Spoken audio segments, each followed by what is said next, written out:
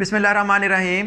Theory of automata series के आज के इस वीडियो लेक्चर में हम बात करेंगे union of the finite automata, जिसमें हम देखेंगे कि हम दो या दो से ज़्यादा नॉन डिटर्मिनिस्टिक फाइनाइट ऑटोमेटा का यूनियन कैसे ले सकते हैं, और फिर हम देखेंगे कि हम दो डिटर्मिनिस्टिक फाइनाइट ऑटोमेटा डीएफएस का यूनियन कैसे ले सकते हैं। तो हमारे पास एनएफएस और डीएफएस का यूनियन लेने के डिफरेंट मेथड्स हैं।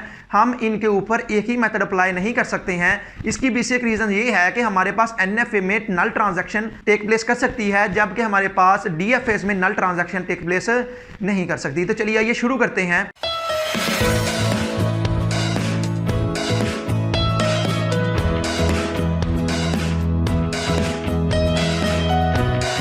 तो पहले हम सीख लेते हैं कि हम दो एनएफएस का यूनियन किस तरीके से ले सकते हैं। तो आपको स्क्रीन के ऊपर नज़र आ रहा है कि आपके सामने एक एग्जांपल है जिसमें हमारे पास दो एनएफएस हैं, जिसमें हमारे पास NFA1 is A plus B and NFA2 is A into A plus B. तो इनका यूनियन हम इस तरीके से ले सकते हैं कि हमारे पास NFA1 की डायग्राम ये है और NFA2 का फाइनाइट ऑटोमेटा इस तरीके से हम बना सकते हैं।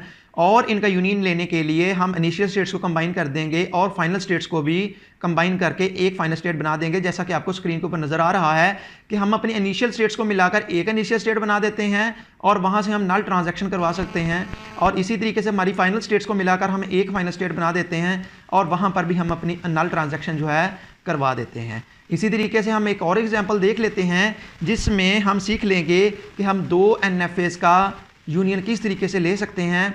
तो हमारे पास दो एनएफएस अवेलेबल हैं, जिसमें हमारे पास NFA1 है A plus B whole star A into A plus B whole star, और NFA2 है AB into A plus B whole star. तो इनका यूनियन इस तरीके से लिखा जा सकता है NFA1 यूनियन NFA2, और उनके दरमियान प्लस सिंबल डालकर यूनियन को रिप्रेजेंट किया जा सकता है। अगर हम इनका फाइनाइट ऑटोमेटा बना लें तो इस तरीके से हम NFA1 और NFA2 का फाइनाइट ऑटोमेटा बना सकते हैं, जिसमें ये फाइनाइट ऑटो रिप्रेजेंट करता है हमारे NFA1 को और ये फाइनाइट ऑटोमेटा रिप्रेजेंट करता है हमारे NFA2 को। तो इनका फाइनाइट ऑटोमेटा हम इस तरीके से बना सकते हैं जिसमें हम अपने दोनों फाइनाइट ऑटोमेटास को कि इनिशियल स्टेट्स को मिलाकर एक इनिशियल स्टेट बना देते हैं और इसके ऊपर हम नल सिंबल लगा देते हैं। और इसी तरीके से हमारी जितनी भी फाइनल स्टेट्स हैं, दो या दो से ज़्यादा, उन सभी फाइनल स्टेट्स को मिलाकर हम एक फाइनल स्टेट बना देते हैं और वहाँ पर हम नल ट्रांजैक्शन करवा के अटैच कर सकते हैं। तो इस तरीके से हम किसी भी एनएफएस का, हमारे पास दो एनएफएस हों, तीन एनएफएस हों या इससे भी ज़्यादा एनएफएस हों, उन सभी को मिलाकर हमारा जो यूनियन है वो इस तरीके से हम ले सकते हैं। तो ये हमने सीख लिया है कि हम एनएफएस का यूनियन कैसे ले सकते हैं। तो इसके बाद हम सीखेंगे कि हम डीएफएस का यूनियन किस तरीके से ले सकते हैं।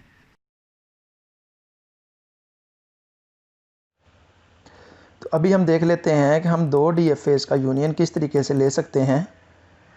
हम दो डीएफएस का यूनियन एनएफएस की तरह नहीं ले सकते, क्योंकि एनएफएस में हम नल ट्रांजैक्शन करवा सकते हैं, लेकिन डीएफएस में हम नल ट्रांजैक्शन दो स्टेट्स के दरमियान नहीं करवा सकते हैं। तो फिर दो डीएफएस का यूनियन हम जो है वो ट्रांजिशन टेबल बना कर लेते हैं। तो अभी हम सीख लेते हैं कि हम दो या दो से ज़्यादा डीएफएस का टेबल किस तरीके से बना सकते हैं और फिर वहाँ से हम यूनियन डायग्राम किस तरीके से बना सकते हैं। सपोज दैट, जैसा कि आपको स्क्रीन के ऊपर नज़र आ रहा है कि हमारे पास दो डीएफएस हैं, जिनमें से एक DFA1 is this one and the DFA2 is this one.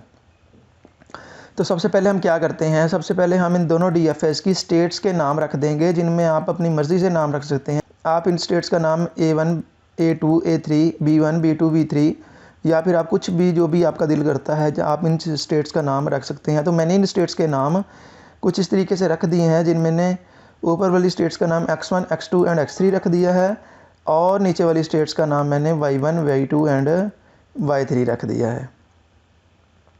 States का नाम रखने के बाद हम इनका बनाएंगे टेबल। तो टेबल हम किस तरीके से बना सकते हैं, तो जैसा कि आपको स्क्रीन के ऊपर नज़र आ रहा है कि हमारे पास इस टेबल में तीन कॉलम्स बनेंगे। एक ओल्ड स्टेट का बनेगा, एक हमारे पास दो लेटर्स हैं तो हमारे पास दो न्यू कॉलम्स बनेंगे। अगर हमारे पास तीन लेटर्स होते हैं उस लैंग्वेज के तो हमारे पास तीन कॉलम्स बनते हैं। एक हमारे पास एक लेटर है इस लैंग्वेज में यूज़ हुआ तो ए के लिए एक कॉलम बनेगा और एक कॉलम बी के लिए बनेगा। अगर इसी तरीके से हमारे पास उस लैंग्वेज में कोई लेटर सी भी होता तो हम उसके लिए भी यहाँ पर एक कॉलम बना देते। लेकिन चूँकि इस हमारे DFA में दो ही कॉलम्स हैं तो इसलिए हम यहाँ पर दो ही लेटर्स हैं, तो इसलिए हम यहाँ पर दो ही कॉलम्स बनाएंगे। तो हम देख लेते हैं कि इस टेबल में एंट्रीज़ किस तरीके से आती हैं। तो सबसे पहले हमारा जो DFA1 है उसमें हम देखते हैं कि हमारे पास इनिशियल स्टेट x1 है। इसी तरीके से हमारे DFA2 में हमारी इनिशियल स्टेट जो है वो y1 है। तो इसलिए हमने इन दोनों स्टेट्स को मिलाकर x1 y1 एक न्यू स्टेट बना ली है, जिसका नेम हमने Z1 रख दिया है, जो कि कम्बिनेशन है x1 और y1 का, यूनियन है x1 और y1 का। तो अब हम देखेंगे कि जब हम x1 से a मिलता है, ट्रांजिशन जो है वो किस जगह पर जाती है। तो हम डायग्राम में देख सकते हैं, जब उसको x1 से a मिलता है तो वो x2 के ऊपर पहुंच जाता है। तो इसलिए जब x1 से उसको a मिला तो हमने x2 के ऊपर भेज दिया, x2 लिख दिया। इसी तरीके से जब उसको y1 से a मिलता है तो वो y1 के ऊपर ही रह जाता है, किसी न्यू स्टेट पर नहीं जाता है। तो हमने यहाँ पर y1 लिख दिया। x2 y1 का कम्बिनेशन जो है वो एक न्यू स्टेट बन गई है, ये हमारे टेबल में ऑलरेडी एग्जिस्ट नहीं करती है, तो इसलिए हमने इसका नाम Z2 रख दिया। इसी तरीके से जब हम देखेंगे कि हमारे ओल्ड स्टेट से जब x1 से b मिला, x1 पर ही रह गया, उसने स्टेट चेंज नहीं की, इसलिए हम यहाँ पर लिख लेते हैं x1 से जब उसको b मिलता है तो वो x1 के ऊपर ही रह जाता है। इसी तरीके से जब उसको y1 से b मिलता है तो वो y2 के ऊपर चला जाता है, तो इसलिए हमने यहाँ पर y2 लिख दिया। x1 y2 ऑलरेडी हमारे टेबल में स्टेट एग्जिस्ट नहीं करती है, ये एक न्यू स्टेट है, इसलिए यहाँ पर हम इसको एक न्यू स्टेट का नाम Z3 दे देते हैं। अब हम ये जो newly created state x2 y1 है, इसको हम अपनी लेफ़्ट साइड में ओल्ड स्टेट में लिख लेंगे। तो यहाँ से अब हम देखेंगे कि x2 से जब उसको a मिलता है तो वो x2 के ऊपर ही रह जाता है, उसने स्टेट चेंज नहीं की है। इसी तरीके से जब उसको y1 से a मिलता है तो वो y1 के ऊपर ही रह जाता है, उसने स्टेट चेंज नहीं की है। तो हमारे पास यहाँ पर एक नया कम्बिनेशन x2 y1 का बन चुका है, ये ऑलरेडी हमारे टेबल में एग्जिस्ट करता है, जो कि Z2 है। तो इसलिए अब हम इसको Z2 का ही नाम दे देंगे। इसके बाद जब हम x2 से b मिलता है, x2 से जब उसको b मिलता है तो वो x3 के ऊपर मूव कर जाता है, और जब उसको y1 से b मिलता है तो वो y2 के ऊपर मूव कर जाता है।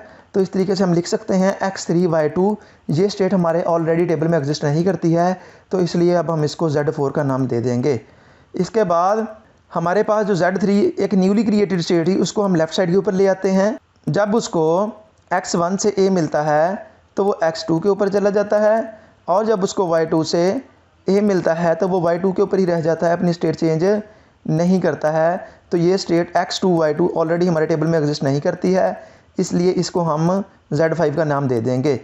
इसके बाद जब उसको x1 से b मिलता है तो वो x1 के ऊपर ही रह जाता है, और जब उसको y2 से b मिलता है तो वो y3 के ऊपर चला जाता है। तो ये स्टेट हमारे पास x1 y3 बन चुकी है, जो कि हमारे पास एक न्यू स्टेट है, ऑलरेडी हमारे टेबल में एग्जिस्ट नहीं करती है, तो इसलिए हमने इसको Z6 का नाम दे दिया। इसके बाद अब हम Z4 जो है उसको लेफ़्ट साइड के ऊपर ले आएंगे। तो यहाँ से अब हम देखेंगे कि जब उसको x3 से a मिलता है तो वो x3 के ऊपर रह जाता है, जब उसको y2 से a मिलता है तो वो y2 के ऊपर रह जाता है। ये टेबल हमारे पास ऑलरेडी स्टेट एग्जिस्ट करती है, इसलिए हमने उसको Z4 का ही नाम दे दिया। अब हम x3 से जब उसको b मिलता है तो वो x3 पर ही रह जाता है, जब उसको y2 से b मिलता है तो वो y3 के ऊपर चला जाता है। तो ये स्टेट हमारे पास x3 y3 बन चुकी है, जो कि ऑलरेडी हमारे टेबल में एग्जिस्ट नहीं करती है, इसको हमने Z7 का नाम दे दिया। हम लेफ़्ट साइड के ऊपर x2 y2 newly created state Z5 जो थी वो लिख लेते हैं। हम देखेंगे कि जब x2 से इसे मिलता है तो वो x2 के ऊपर ही रह जाता है, और जब उसको y2 से मिलता है तो वो y2 के ऊपर ही रह जाता है। तो इसलिए हमारे पास ये स्टेट x2 y2 बन चुकी है, ये ऑलरेडी हमारे टेबल में एग्जिस्ट करती है, जिसका नाम Z5 था, तो हम इसको Z5 का नाम दे देंगे। इस तरीके से जब उसको x2 से b मिलेगा तो हम डायग्राम में से देख सकते हैं, जब उसको x2 में से b मिलता है तो वो x3 के ऊपर चला जाता है। इसी तरीके से जब उसको y2 से b मिलता है तो वो y3 के ऊपर चला जाता है। तो इस तरीके से हमारी ये जो स्टेट है वो x3 y3 बन चुकी है, ये ऑलरेडी हमारे टेबल में एग्जिस्ट करती है, जिसका नाम Z7 था, तो हम इसको Z7 का नाम दे देंगे। इसी तरीके से अब हम न्यूली क्रिएटेड स्टेट जो Z6 थी वो उसको लेफ़्ट साइड के ऊपर लिख लेते हैं। x1 से जब उसको मिलता है a तो वो x2 के ऊपर चला जाता है, तो हमने लिख लिया है। इसी तरीके से जब उसको y3 से मिलता है a तो हम वापस y2 के ऊपर आ जाते हैं। तो ये हमारे पास स्टेट बन चुकी है S2 y2, ये ऑलरेडी हमारे टेबल में एग्जिस्ट करती है, जिसका नाम Z5 हमने रख दिया। इसी तरीके से जब उसको x1 से b मिलता है, x1 से जब उसको b मिलता है तो वो x1 के ऊपर ही रह जाता है, इसी तरीके से जब उसको y3 से b मिलता है तो वो y3 के ऊपर ही रह जाता है।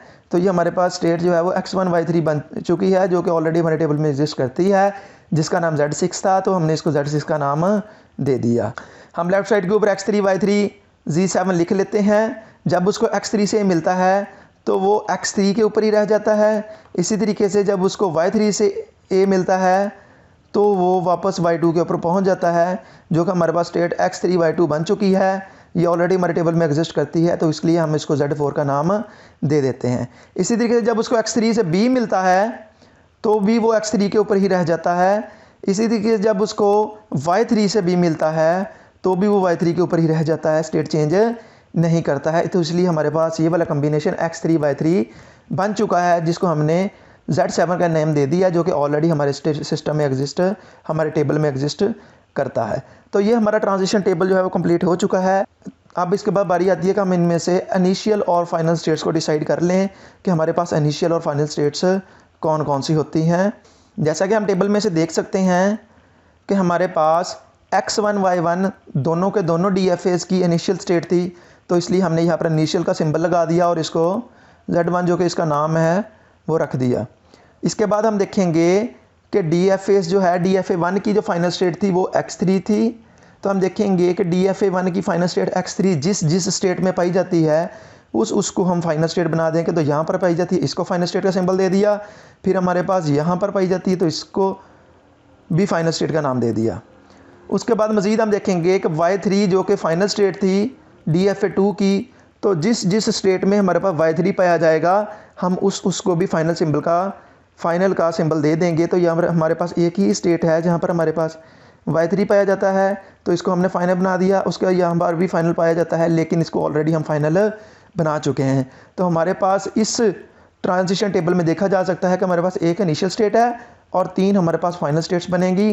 तो अब हम क्या करते हैं कि हमारा यूनियन का जो फाइनाइट ऑटोमेटा था उसको हम ड्रा कर लेते हैं। तो सबसे पहले हमारे पास 7 स्टेट्स हैं, तो हम इस तरीके से 7 स्टेट्स बना लेंगे।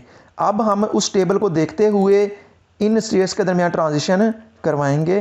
तो जैसा कि स्क्रीन के ऊपर देखा जा सकता है, जब उसको Z1 से A मिलता है तो वो Z2 के ऊपर पहुंच जाता है, और जब उसको Z1 से B मिलता है तो वो Z3 के ऊपर पहुंच जाता है। तो इसको हम इस डायग्राम से देख सकते हैं कि जब उसको Z1 से A मिलता है तो वो Z2 के ऊपर पहुंच गया, और जब उसको Z1 से B मिला तो वो Z3 के ऊपर पहुंच गया। हम देख सकते हैं कि जब Z2 से A मिलेगा तो वो Z2 पर ही रह जाएगा, तो Z2 से A मिला तो Z2 पर ही रह गया, और जब Z2 से B मिलेगा तो वो Z4 पर पहुंच जाएगा। तो इस तरीके से हम देख सकते हैं। इसी तरीके से जब Z3 से उसको A मिलेगा तो वो Z5 पर चला जाएगा, और जब Z3 से B मिलेगा तो वो Z6 पर पहुंच जाएगा। तो इस तरीके से हम इन ट्रांजिशंस को बना सकते हैं कि जब Z3 से A मिला तो वो Z5 पर पहुंच गया, और जब Z3 से B मिला तो वो Z6 पर पहुंच गया। इसी तरीके से जब Z4 से A मिलेगा तो वो Z4 पर ही रह जाएगा, और जब Z4 से B मिलेगा तो वो Z7 पर पहुंच जाएगा। तो इस तरीके से हम इसको बना सकते हैं कि Z4 से जब उसको A मिला तो Z4 पर ही रह गया, और जब Z4 से B मिला तो वो Z7 के ऊपर चला गया। इसी तरीके से हम देख सकते हैं कि जब Z5 से A मिलेगा तो वो Z5 पर रह जाएगा, और जब Z5 से B मिलेगा तो वो Z7 के ऊपर पहुंच जाता है।